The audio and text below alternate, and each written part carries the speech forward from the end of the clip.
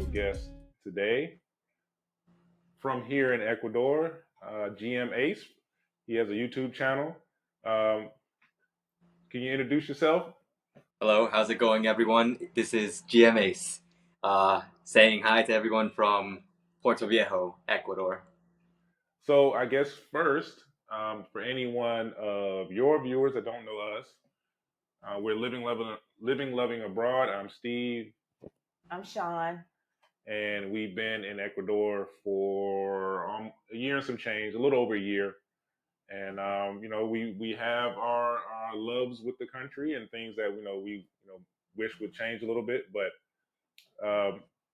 to start with you, I don't know if you want to tell exactly how old you are, but a general range would be kind of cool. I'm normally only secretive about it, mainly with my friends, because I always try to tell them, I told you my birthday, so you should remember. But this is just more like to mess around with them. It's more of a joke. I am 31. I was born 1992, so, you know, for channel viewers who have been wondering that is my official age. I will one day make a whole video dedicated to that. But for now, you get a little bit of a heads up. Ah, cool. We got an exclusive. All right. I just assume you're like in your early 20s. I had no idea. Yeah, I Let's thought just keep that too. I assuming that thought you then. was 20. That's a good thing. So, have you lived in Ecuador your whole life? Not my whole life. I've lived, you could say, most of my adult life here in Ecuador, and also part of my, I wouldn't say childhood, but my teens. Where are you originally from? That's another, that's another exclusive that I think only Don Oh, Shader well, you has don't have You to don't have share. to answer. Don't share. Let me ask. Can I ask how long you've been in Ecuador? Specifically, I've been here in Ecuador for over 10 years now. If we had to be specific, I've lost count, but it's probably like 13 years. Yeah. Oh, okay, awesome. All right. What do you do? Do you do anything for work? Is it travel? Is it just YouTube? What do you do? I have to work because if not, I would die. But I'm a teacher. I'm a teacher. I am an English teacher, English professor, whatever works best. I teach currently at an English academy, English institute, but I used to work at high schools here in the city of Puerto Viejo. Um, I've also done not tours, but like exploratory trips to the city here and around here. Translations, just that's not my favorite thing to do. Interpretations, those are the general things that I do. Typically, things related to English or the link between English and Spanish. Okay. Very nice. Very nice. That's cool because we definitely need help. We struggle with Spanish. We try though. It's a process. So, how close are you to Manta? I'd say if I took a bus right now, I'd be there in 40 minutes. Okay. Okay, you on so Puerto Viejo? That's south of Manta. If I remember correctly, yes. All right, I had to get my bearings straight here. So with the recent troubles in the country, we get comments and questions. A lot of times privately we get questions about safety in Ecuador. So first, what I wanted to ask is this something that has happened before in the Manta area with the killing of the mayor? To the level of the killing of the mayor, not to that level.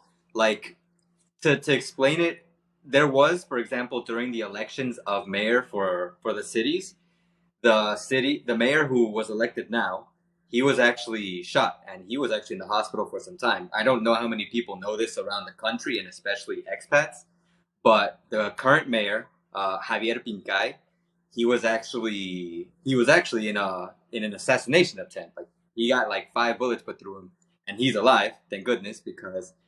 But it did kind of like make people afraid because this was before he was elected, which also surprised me why they would elect him. Because when someone gets hunted down for these things, it's typically because they have some kind of link to cartels and gangs and stuff like that. So there's a reason. It's not. This is something we talk about a lot with Don Shader, but you don't just get like hunted down because because hell, hey, you just look like a good target. No, you have to have a link to cartels. You have to you have to seek them out. Maybe you wanted some extra financing for your business. Maybe you needed some materials for your house. Um, it's always something. But the assassination attempts, like what they call the sicariatos, is literally just something of these last few years. Like, I would say maximum starting from the pandemic, because maybe they existed before, but you never heard about them as much as you hear about them now. So, as far as safety is concerned, do you feel like the upcoming election may address some of those things, or you have no idea? Do you think that people are maybe hopeful that something will change soon? I feel like every president is trying to promote safety in some way, shape, or form. But recently, I had in the live stream that I was here with my dad. Like he said, a lot of presidents promise a lot of things throughout the years, and you know, maybe one or two of them might come through. Or in the case of like what we've talked about before, like I've talked about, we have Rafael Correa who says he's done X or Y things, but in the background he's also like, if he's like got money to build 10 hospitals, he built one, and what happened with the rest of the money? So it's like, yeah, maybe some things go through, but not to 100% capacity that they could go through, which I never really expect from anyone. But like, to just give us 10% out of 100, I mean, at least 80%, like people can kind of swallow like, hey, okay, you took 20%, but like it seems very blatant what happened there, at least from what everyone talks about, because I'm not a person who like can go in and investigate these things, because I'm not working with the ministries, with these government parties. But I do know that a lot of the current presidential candidates are promoting, security, especially one, which his name is, I think, Jan Topic. Like his last name is literally Topic, and he's like some military soldier or something from a different country, or he was here and he also did military in a different country, and now he's over here trying to promote peace.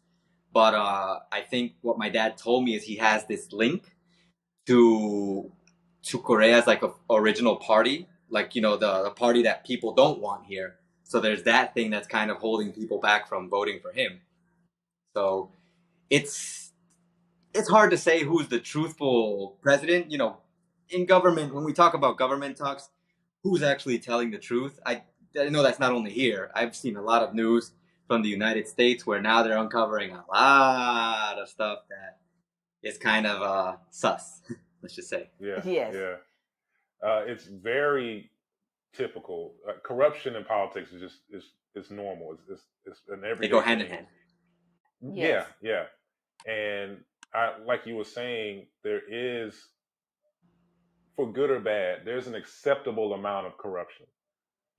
And if it's benefiting, whoever the politician is, but no one ever really hears about it, no one ever really finds out about it, and people benefit the way that he promised, or he or she promised, then they kind of just say, okay, well, Yeah. Did I? it's not a big deal. But when it becomes, like you said, if it's the public is getting 10% and the other person is getting 90, that's way unacceptable when it comes to corruption. So that I leads. give values. It might not be that. It's just it's not like what it should be. No, it's no different in the U.S. When they make the candidates make all these promises of what they're going to do when they become president, and sometimes we don't get any of it. Don't get any of So they're uh, benefiting from being president, but the citizens are hurting because nothing's changing. it. Right. And it's almost like your vote doesn't. It's like your vote doesn't matter in a sense. Yeah. So yeah, it's the same. I see that people try to compare the United States or Canada, or places in Europe to Latin American countries, and try to I don't know, they try to be like high and mighty, like, oh, we're better. No, no, no, you're not. You just The corruption is the same. It's just the legality of it is different. Yeah. In the United States, a lot of that corruption is actually legal, and that's the problem. Um, but that leads me to asking you, when it comes to expats, do you feel like this is a place they should still consider, or should they wait? I definitely think this is a place they should still consider mainly because of what I've been hearing about the United States. And I guess you guys live through that same reality.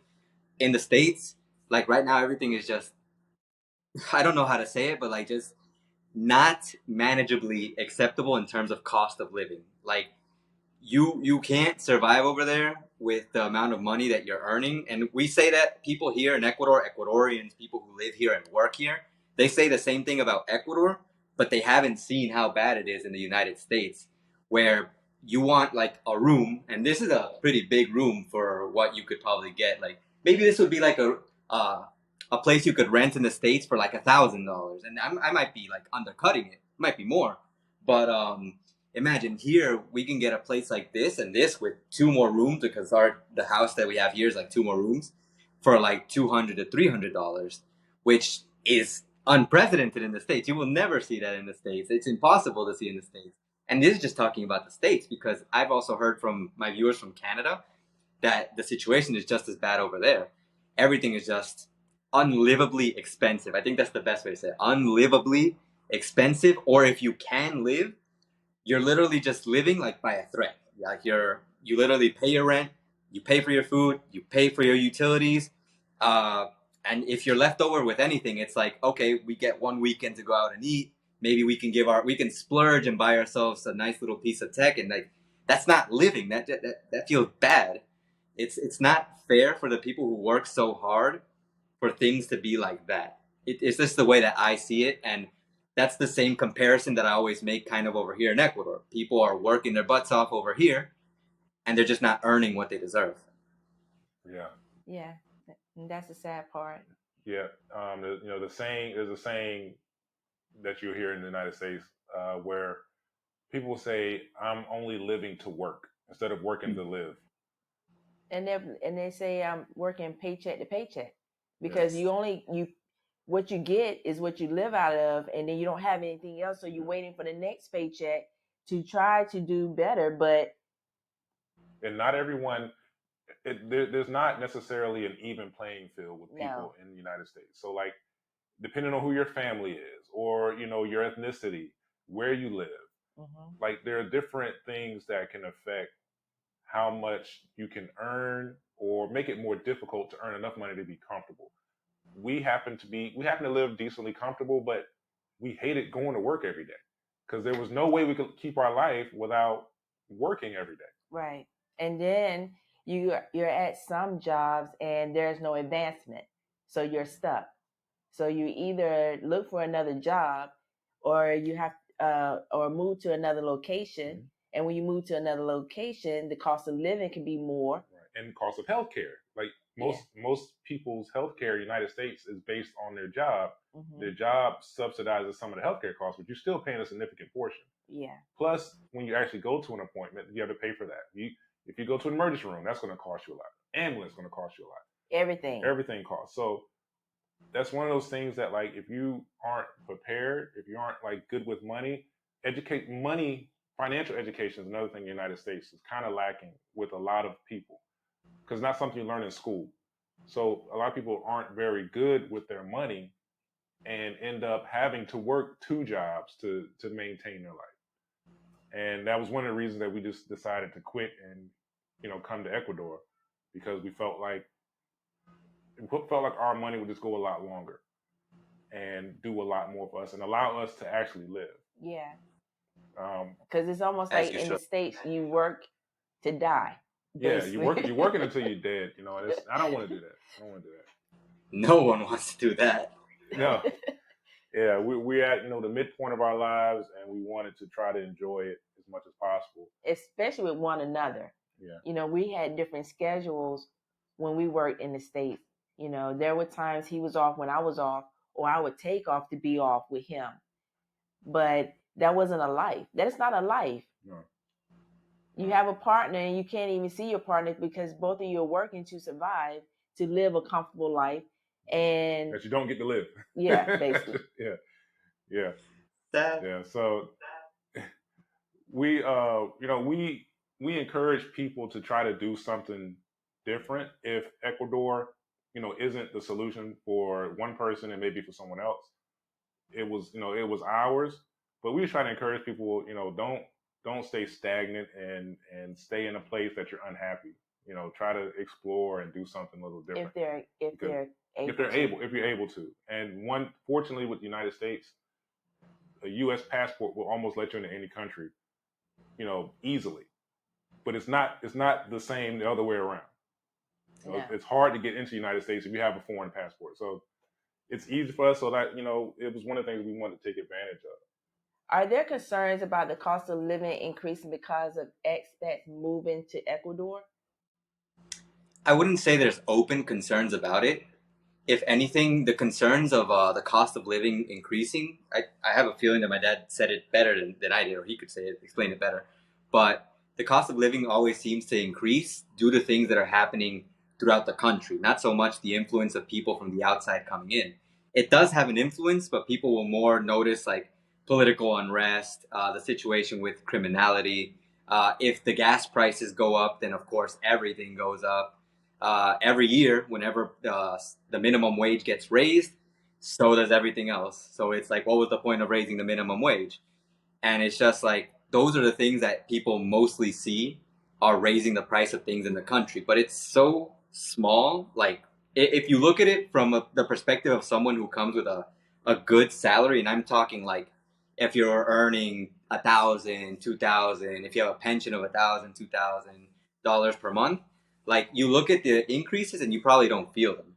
But here, for a person who has a minimum wage of 425, 450, I have friends who earn only 200. Even in my work, because I work through hours, like I don't even reach minimum wage. But it's like if I were living by myself, I would be very aware that I wouldn't be in a good position right now.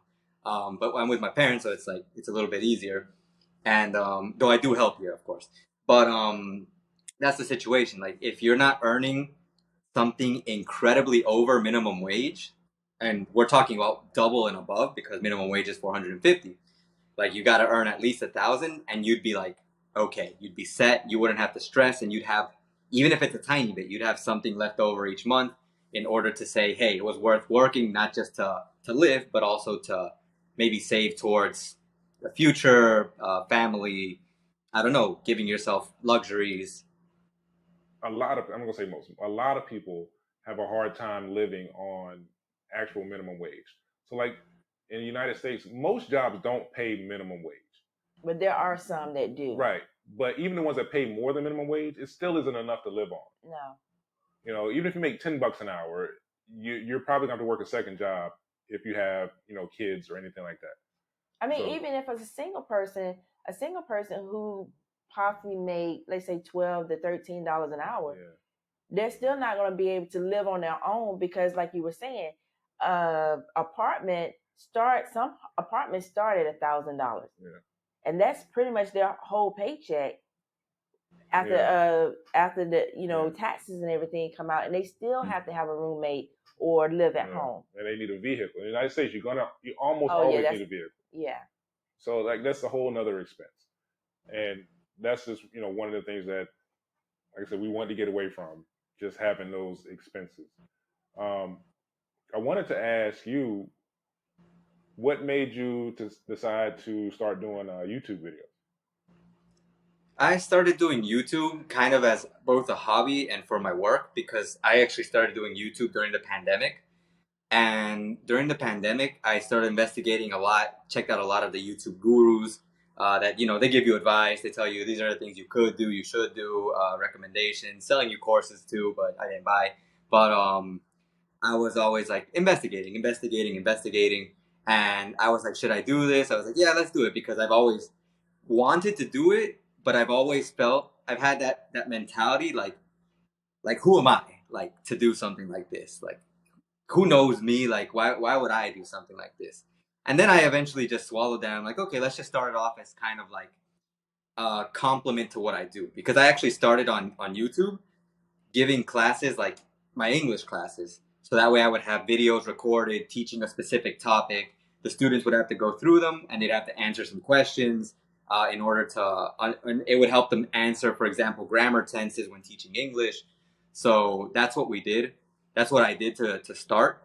But eventually I was like, this could actually be a thing, because in the middle of making videos like that, I also made videos talking about my life, like little things that I thought maybe might be interesting to someone who was coming to live here, because I did do some research, not like extensive, but I did check out other channels that talked about Ecuador. The main ones that always came up in my feed were Amelia and JP, and they were giving out information. They were talking about Ecuador, and it always seemed to be things that I was like, are we living in the same country? And I'm not saying that their information is bad or false. I actually think they have really good information. It's just like there's a part of it that's a reality that you live being an expat, and if you immerse yourself in the expat community in Ecuador, and there's a part of it that you live being with the actual Ecuadorian community that you can only see if you actually like blend into it, merge. I'm not sure how you would say it, but if you're actually like in that community. And as someone who pretty much, when I got here, I was in high school because I got thrown back a year. That's the whole part of the story that I got to tell one day. But um, I, as someone who's like studying, who's living life, interacting every day with Ecuadorians, and just like in it all the time, like it's a different reality than the one that's being portrayed by certain channels. So I'm like, I need to show this. I think it would be good to talk about this. And then I just decided one day to go all the way with all the Ecuador content, and that's just been what I've been doing now. Mixing in some things that are fun for me, like my next video that's not out yet is going to talk about a little bit more, even though there are mentions of Ecuador, but it's going to mention some other things in my podcast episode.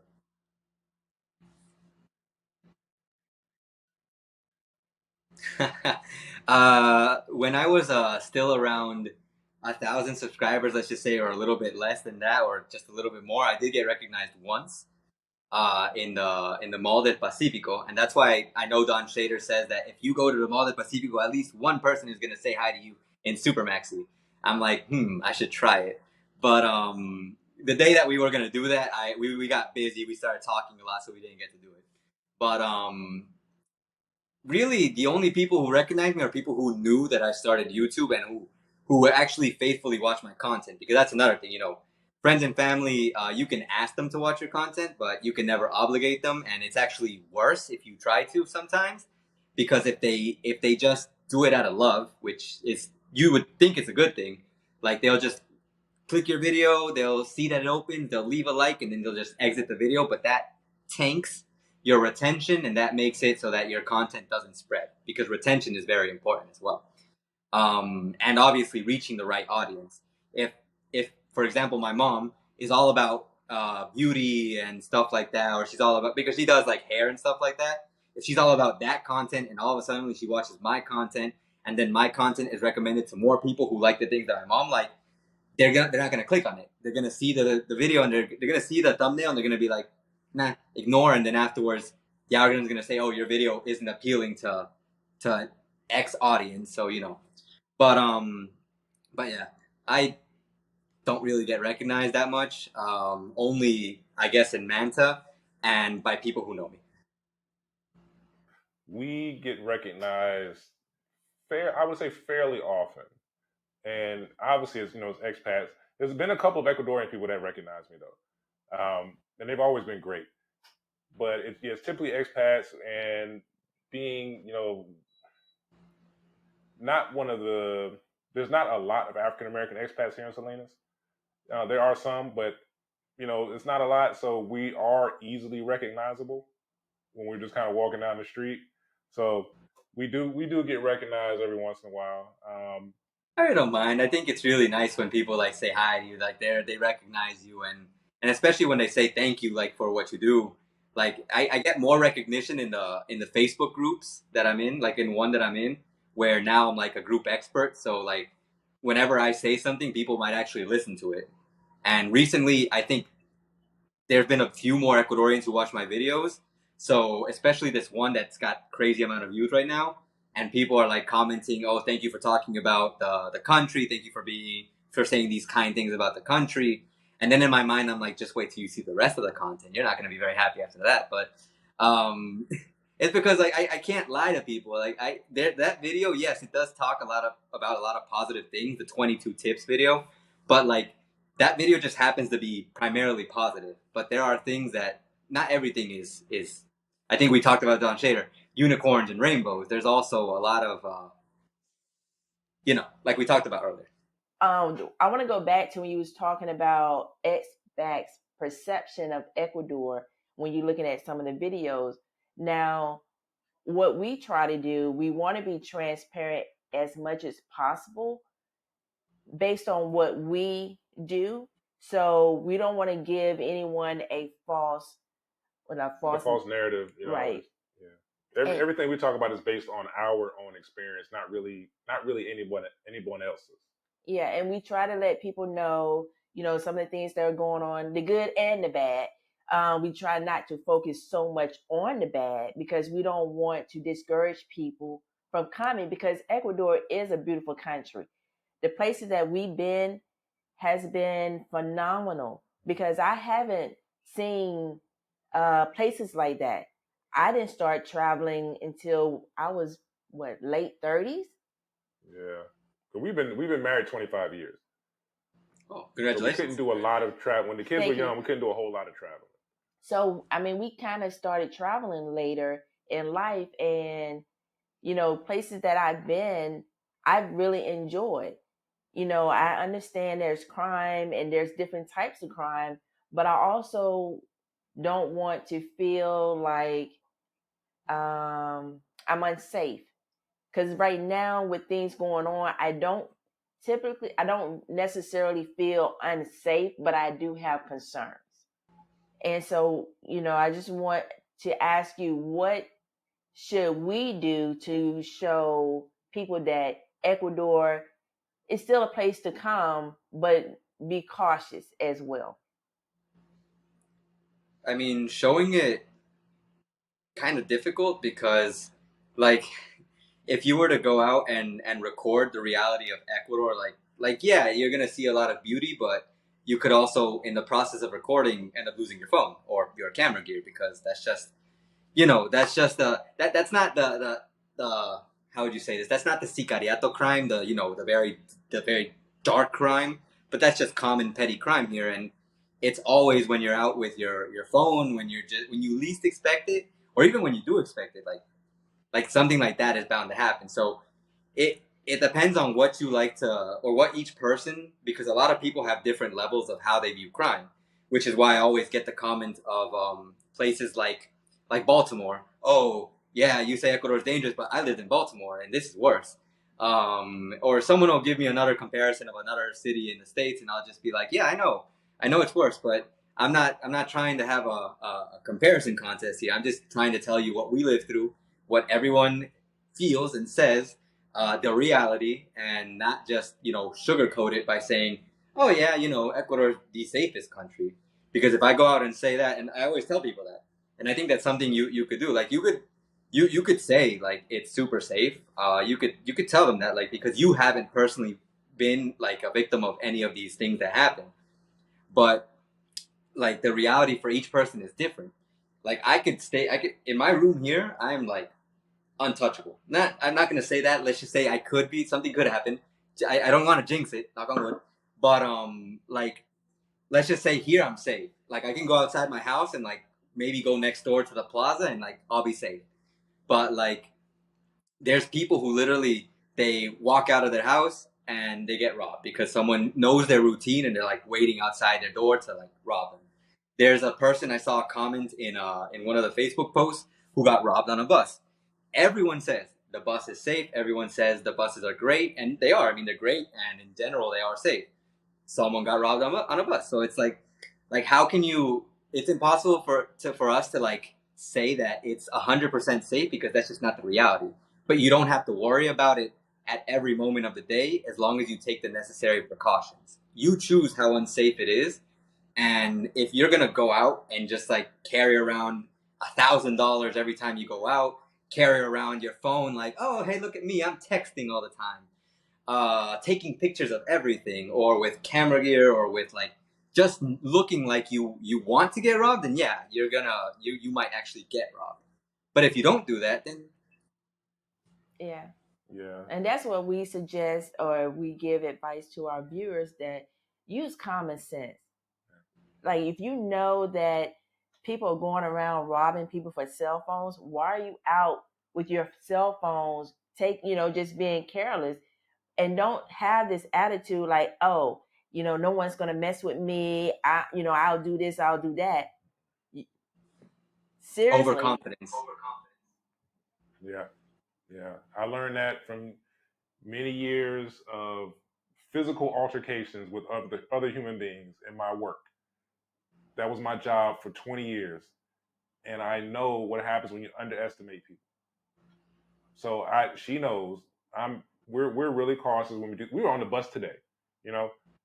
We're cautious, but she also knows that, I'm not bulletproof. And, I can fight some people off, but why put ourselves in a situation where I need to? So try to avoid situations as much as possible. Just use regular common sense. Yeah. That's the thing. Regular common sense. I don't have a wad of cash to be walking We around never anyway. we usually just have bus money on us. Yeah. That's it. I just want to get where I need to go, get what I need to get, and come back. I have about less than $10 because that's all I need to go to the store. But just trying to make people aware that be cautious, of your surroundings, and don't just be flashy. There's no reason to be flashy. What's the point? Yeah. And be prepared. Just have backups. Have backups in place in case your phone does get stolen. Have a backup. Just be smart about the things you do. I always tell people who are traveling over here to have like an extra cheap phone, so that way if they need to get in touch with people, hey, go ahead, use that phone. And if that gets robbed, like you're not gonna cry over it, because you'll be sad because it still costs you money, but it's not gonna be like, oh, I lost my, I don't know, $800, $1,000 phone. It's just, oh, I lost my $100, $200 phone, which you compare the two and it's like a lot less. And the situation with common sense, just sometimes that's why sometimes some of the questions do surprise me, because I feel like that's why I feel like what I do is not like a big deal, because it just feels like common sense. Like if someone says they're gonna go withdraw money, should they take a taxi or should they walk home? I'm like, well, you're withdrawing money. Why would you walk home? Like, just grab a taxi. It costs you like what, $3? Even if it costs you $5. If you went and withdrew $1,000, you wasted $5, and you didn't lose all 1,000 of them on a random robbing, like on the street. Like, why not? And why even ask that question? Like, yeah. Because then I feel like that's another thing. We see questions and we don't commonly respond to stuff we see on Facebook, just because we don't want to get into back and forth discussions with a lot of people. But we see people that say like, yeah, I'm going to be in this place. I'll be by myself, or I'm going to go. I can't withdraw $500 today from the ATM because something's wrong. Where can I go? And we see that people are really open about things that they shouldn't be.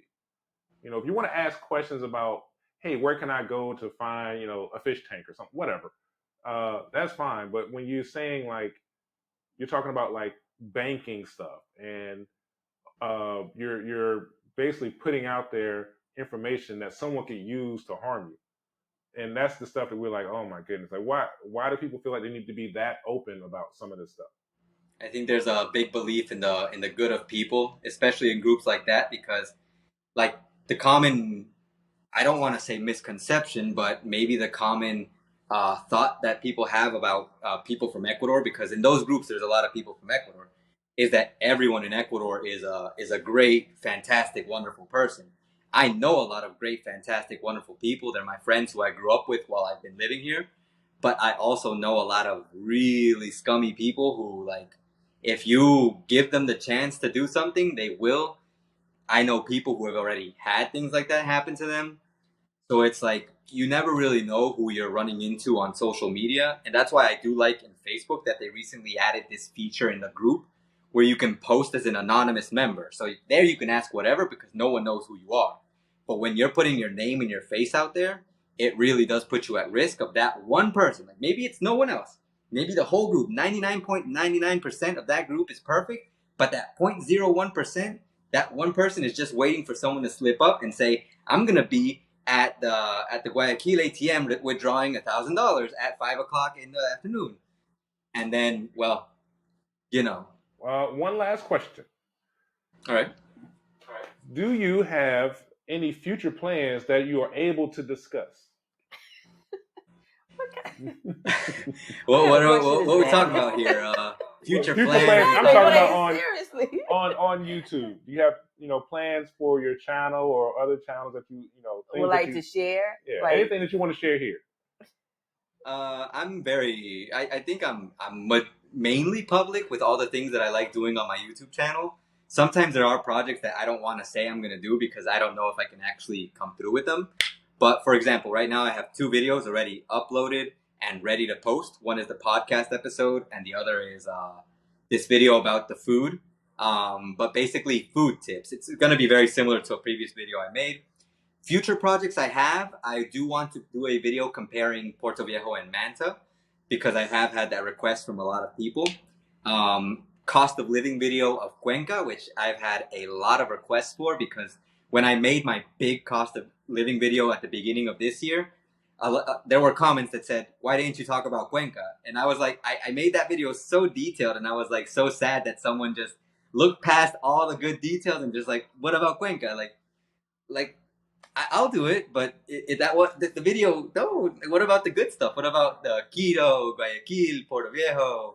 Like it was really good. It was super like jam packed full of information. There's a video I want to make because part of the reason why I get the donations on Buy Me a Coffee is to make videos where I could travel outside the city because my funds from work here would never be able to support it.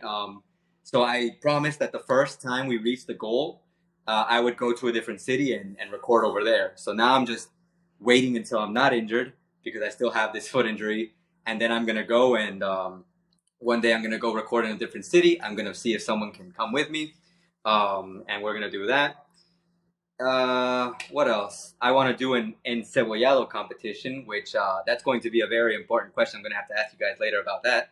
Those are the more, I guess, ideas that not a lot of people know about, but some do, that I have in mind. I just need the time and the ability because right now I can't go anywhere to do these videos because it requires a lot of moving around, getting connections and stuff like that. So yeah.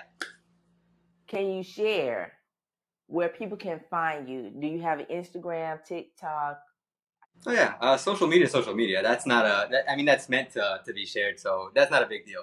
It's more, the extra details that sometimes are like, eh. I have an Instagram, GM underscore ace underscore.